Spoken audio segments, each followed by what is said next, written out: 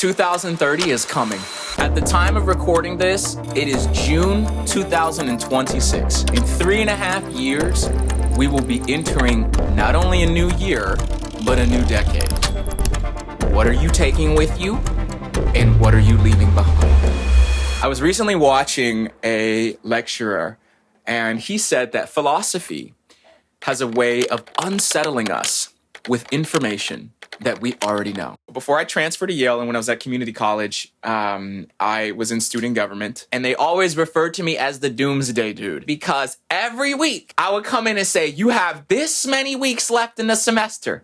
You know, and 16 turned to 14, 14 turned to 10, 10 turned to, it's so easy for us to just not look, not pay attention, to sort of just bury these facts. And people would get more and more annoyed with these announcements. But my aim with them was to hopefully, helpfully unsettle us with knowledge of the fact that time is passing us by. And should it be in God's goodwill that you live long enough to see 2030, that bus is coming. The end of the decade is coming for us, okay? We have passed the halfway threshold on the 2020s. Whatever you want to do, whatever you was, kicking yourself around, I want to lose the weight, I want to save the money, I want to start this thing, I want to learn how to do this, you may want to do it now. So that way, when we do enter the new decade, you're ready and you're well aware of what you're bringing with you and what you're leaving behind.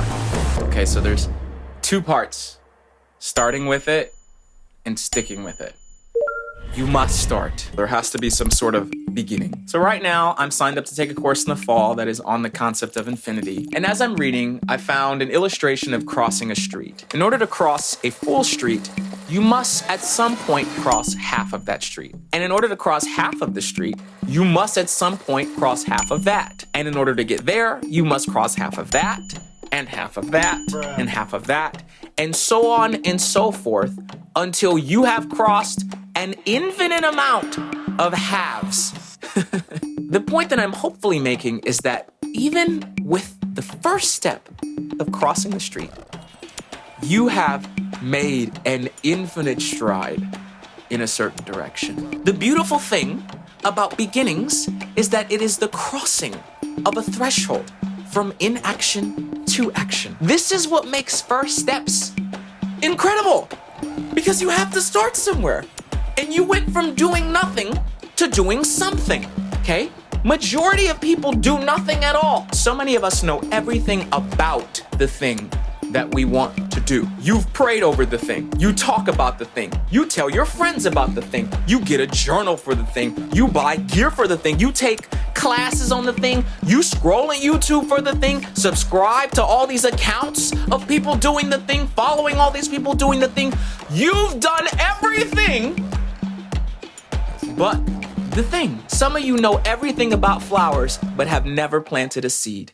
And that is a problem. If you never start something, then it just remains desire. But if you don't take any action, if you don't put that seed in the ground, well then it's just gonna stay a seed. That's it. You're not gonna get anything out of that. So start. Put the seed in the ground and take a first step. Because even that is an infinitely consequential decision that will pay dividends if you stick with it. Do you remember how I told you that desire is not enough? You gotta start. Yeah, so that's also not enough. Another thing that I've learned about recently is the principle of induction. Essentially, the principle of induction says that because something has happened an incredible amount of times before, I can be reasonably confident that it will happen again. For instance, I have been alive for 27 years at this point. Every day that I've waken up, the sun has come up. The sun came up yesterday, the sun came up the day before that, and the day before that, and the day before that, and the day before that. Therefore, I can reasonably be confident that the sun will come up tomorrow.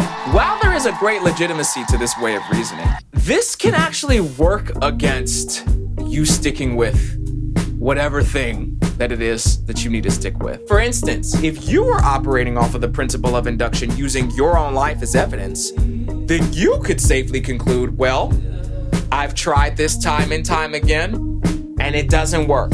Therefore, I can reasonably be confident that it will not work if I try again. You see how this kind of works against you? But how foolish would it be to put a seed in the ground and expect a lemon tree to form within a month? You have to stick with this stuff long enough for it to pay dividends. 2030 is coming. That bus is coming. Time is approaching us, whether we're approaching it or not. And time will pass you by. So if you want something, you gotta jam it in. You will find every excuse under the sun to not stick with a thing. You will never be ready. You will never have the time for it. Never. You will always talk yourself out of it. There have been many nights at a school like Yale where you feel tempted to sacrifice health, to sacrifice sleep, to sacrifice going to the gym.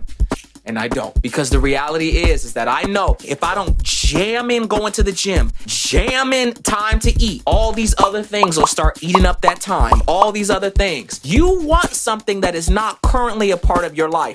And so you're gonna have to jam that in and build your entire life around it because you will never have room for it. Whatever it is that you wanted to start, who would you be if you not only began, but you stuck with that from now until then? Because 2030 is coming. That bus is coming. Think about how far along you would be had you have started eating right 3 years ago, had you have started saving 3 years ago, had you have started running, had you have started learning that language 3 years ago and stuck with it. Think about how far you would have been. Think about where you would be today if you not only started with it, but you stuck with it all this time. Oh my God. Ooh-wee. That bus is coming to the station and you will be in 2030. Why not be there with the skill that you want, with the habit that you want, with the amount of savings that you want? Why not? I'm telling you, man, actively and intentionally engage with that time because it's going to pass. It's going to pass. And I want you to be ready for it. I want to be ready for it. Be ready for it. Start the thing and stick with the thing. Jam it in. If you start and you stick with that thing, you know, you may not be an expert, but you'll be a hell of a lot farther than had you not have started and had you not have stuck with it. So I hope that this has been helpful. This decade will be coming to a close sooner than you think. And so I implore you, start and stick with it so that you may have the joy of shortening the gap between who you currently are and who you'd like to become. Oh, also too, feel free to tell me about it. There's another video, I'll link it somewhere, where I give my phone number out. Yeah, and believe it or not, I've actually gotten way more calls and texts than I originally imagined, which has been wonderful. I'd love to hear about the thing that you're trying or going after or hoping to develop or build as we approach the end of one decade and the beginning of another. Tell me about the thing. It's nice to have a battle buddy, nice to have somebody that you're kind of in the thick of it with. You know, tell me about the thing. I would love to hear about the thing, encourage you in the thing, and see how the thing blossoms and develops. I'm Angel Renee, and I'll see you next time.